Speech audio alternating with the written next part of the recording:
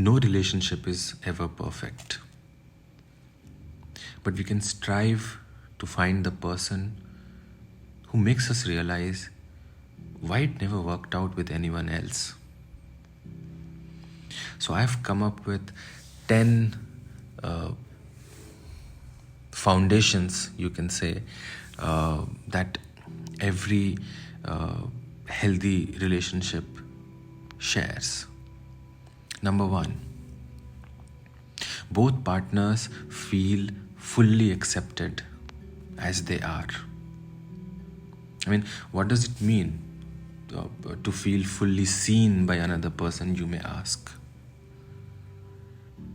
I mean, it's not physically seen, it's on a deeper level and maybe on a more meaningful level.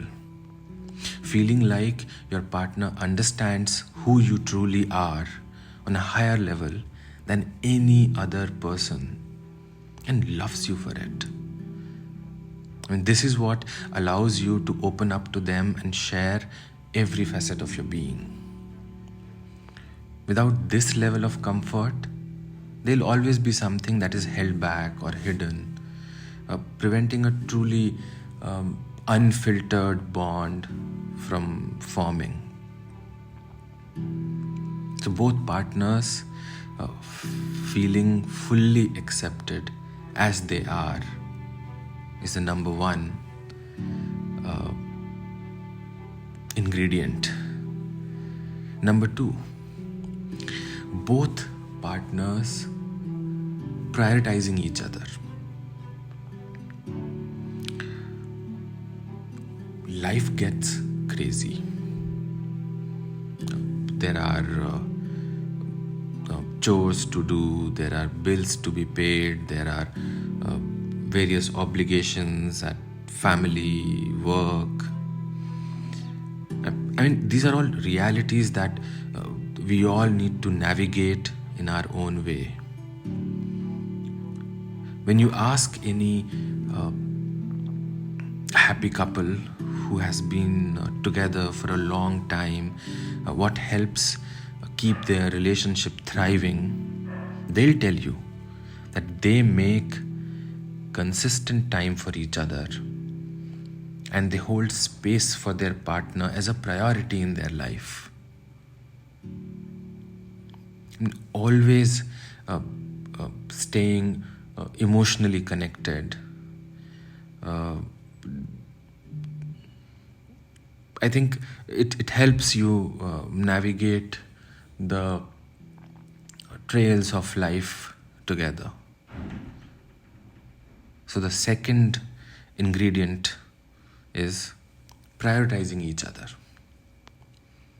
Third, there is strong communication. I mean, this is the most obvious thing that builds any relationship, but it is also one of the most important.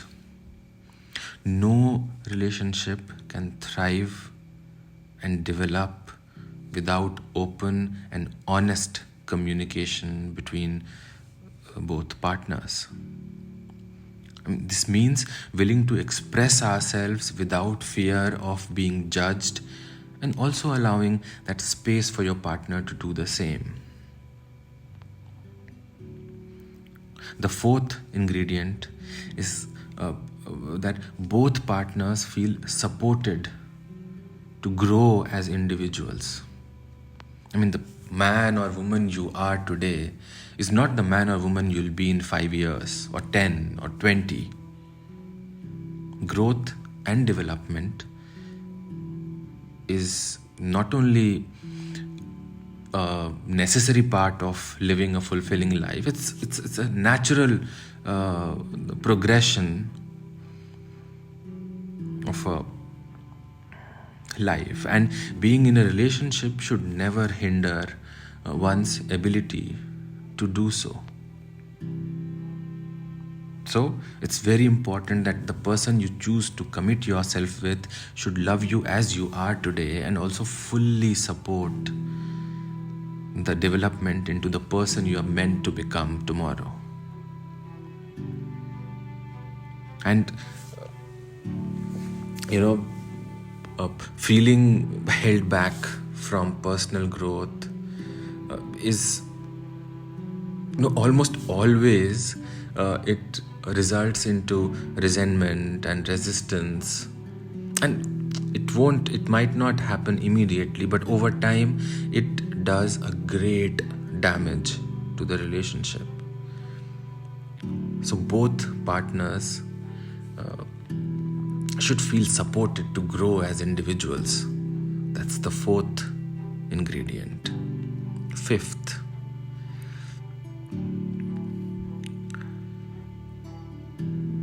we hear about boundaries, and some people agree with it, some people do not. But boundaries need to be set and maintained in any relationship. When someone commits to you, they still maintain full autonomy over their body, their emotions, and their individual selves. We are not entitled to anyone's physical or emotional being without their consent or permission, no matter what our relationship status is. So boundaries need to be set and maintained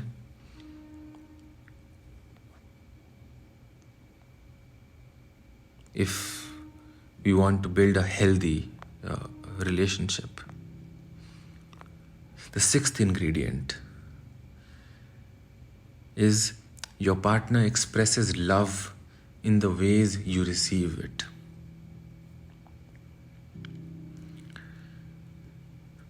Gary Chapman has written this this book, The 5 Love Languages by Gary Chapman, where he talks about these 5 love languages, and he says that words of affirmation, acts of service, gift giving, quality time, physical touch, these are the 5 different love languages. And one can see like how a person with a strong physical touch love language could feel not spoken in the same language by their partner. If their partner is predominantly if your partner's love language is predominantly through words of affirmation, so if it's as if two people are speaking different languages and neither therefore feels understood. So by exploring what each other's top love languages are, then we can put in the right kind of effort in order to show them how much we care. So it's important to understand how your partner expresses their love and putting that effort there. That's the 6th ingredient. 7th, both partners keep doing the little things.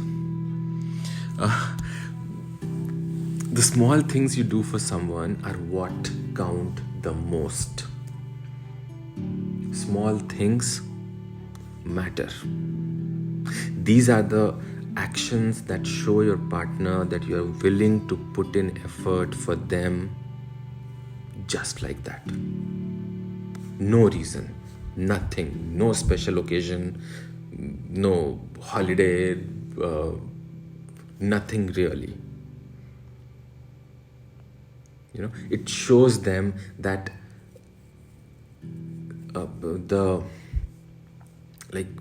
to show your love, you do not need a schedule or an occasion or anything.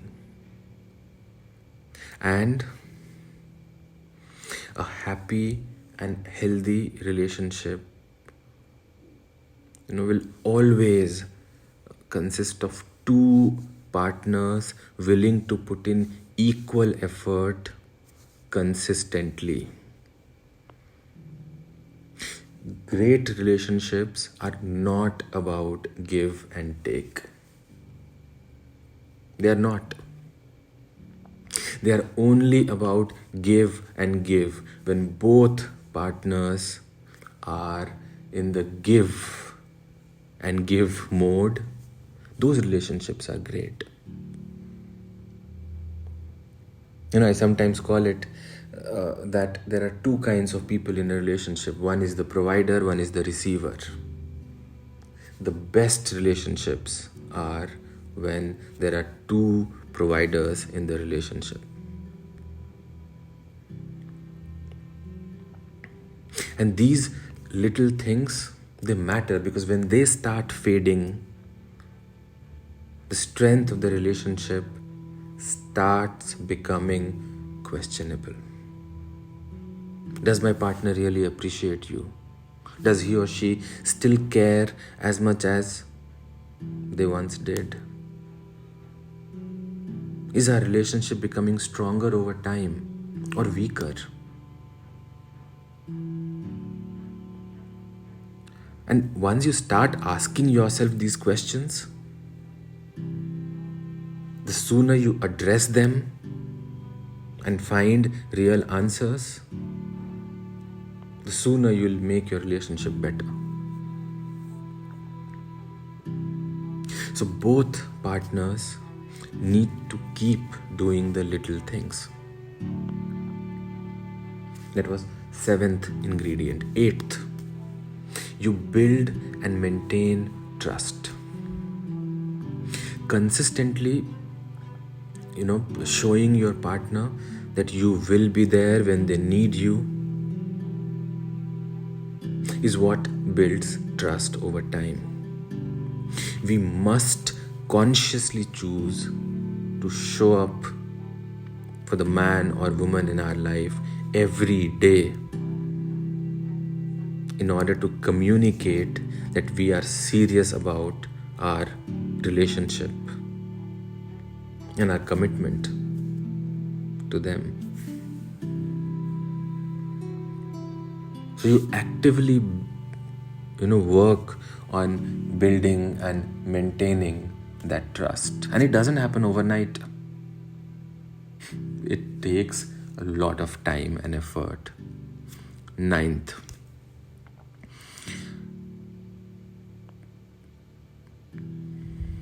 and this 9th point, a lot of people have different point of views about it, but I've always believed that both partners need to have similar goals and visions for themselves and their futures. A relationship is like a team, and the results are best when the teammates are working towards a common goal together.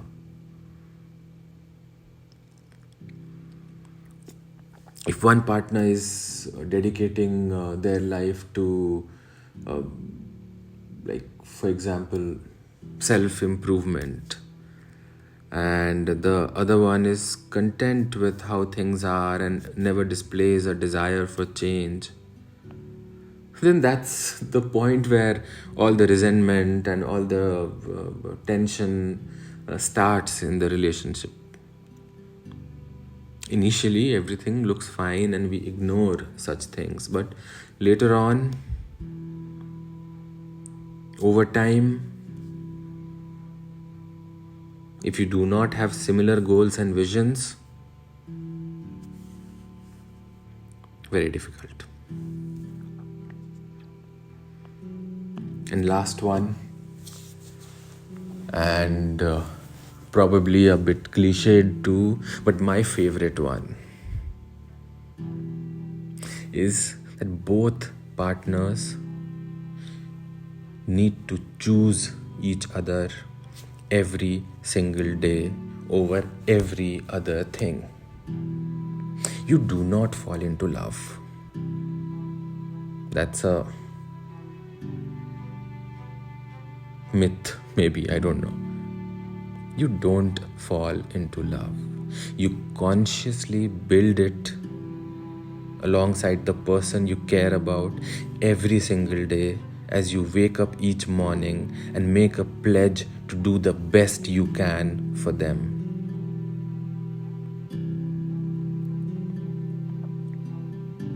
Repeating this action, love is a verb. So repeating this action every day is how we eventually build a beautiful life, relationship, and legacy.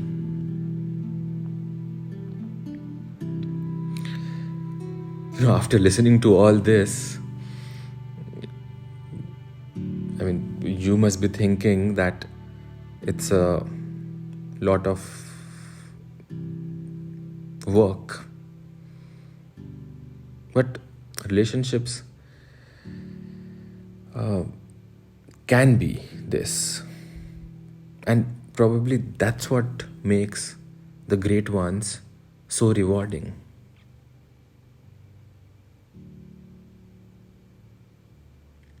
The key thing here see, everyone has a different understanding of their ultimate relationship in their mind. But the key thing to understand here is that it is possible to achieve this as long as both partners are willing to put in the effort to uphold the integrity of the wants and desires. And it is possible. You just need two willing people to work with each other, to make each other better.